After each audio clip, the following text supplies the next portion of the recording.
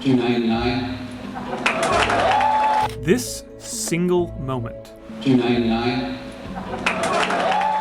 made Sony a mega contender in the world of video games and set Sega in a tailspin. This is how one number changed an industry.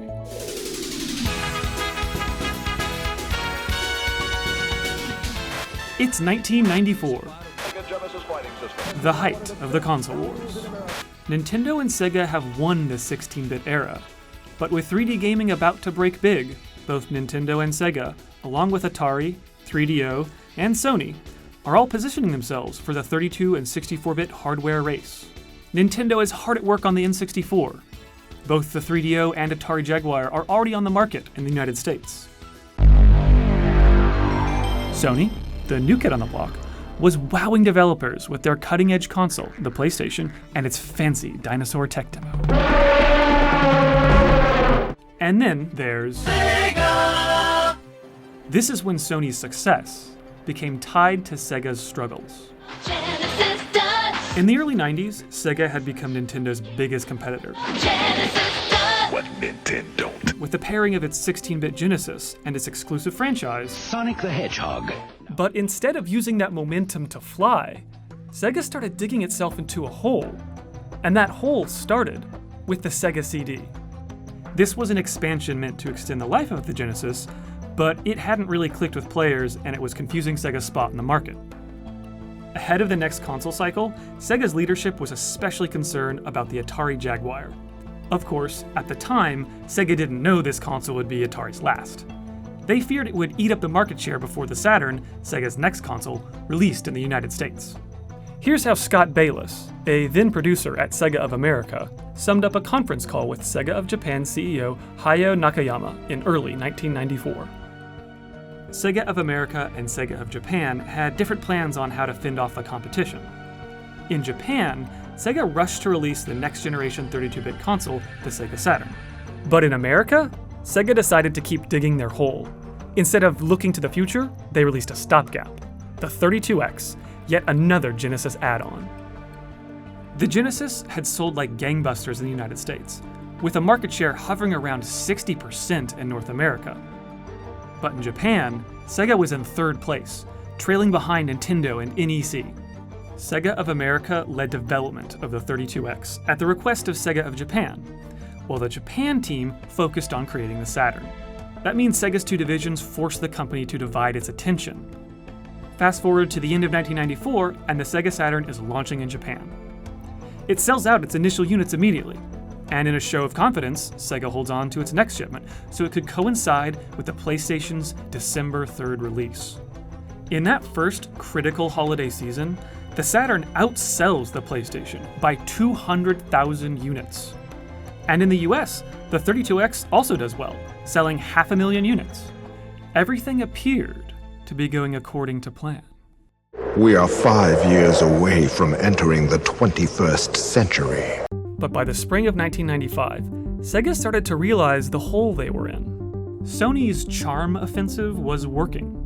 They were attracting developers with low licensing fees and well-designed development tools. And their sales certainly weren't slacking. Sega had to do something. And that brings us back to E3, 1995, Los Angeles Convention Center. Sega took the stage first. And back then it literally was the stage.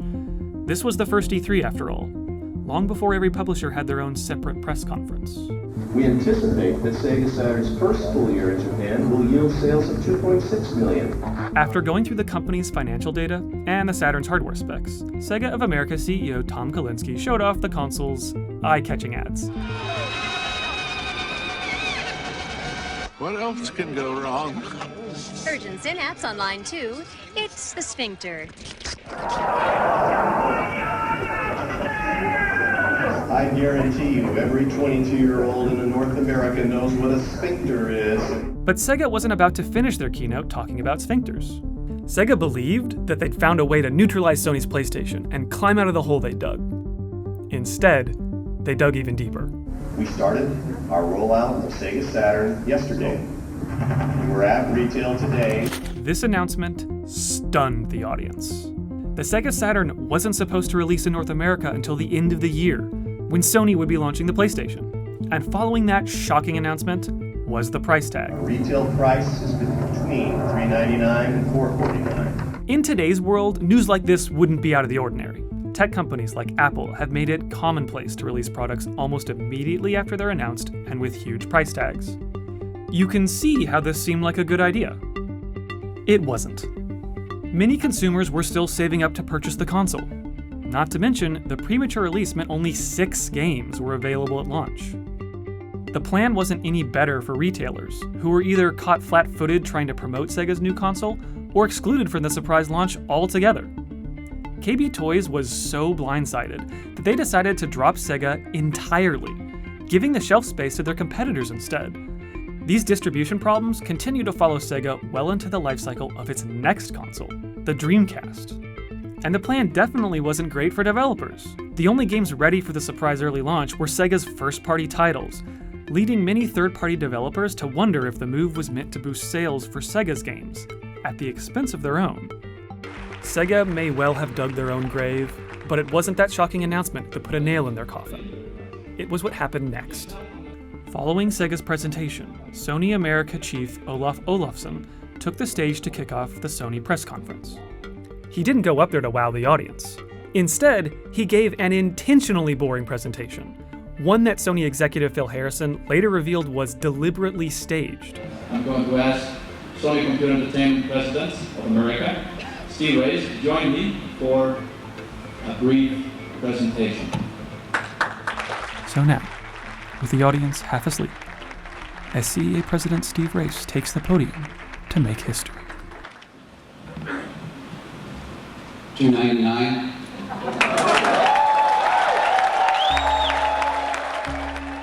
Sega was already struggling in America following the launch of the 32X, and the sudden early release of the Saturn would only make things harder.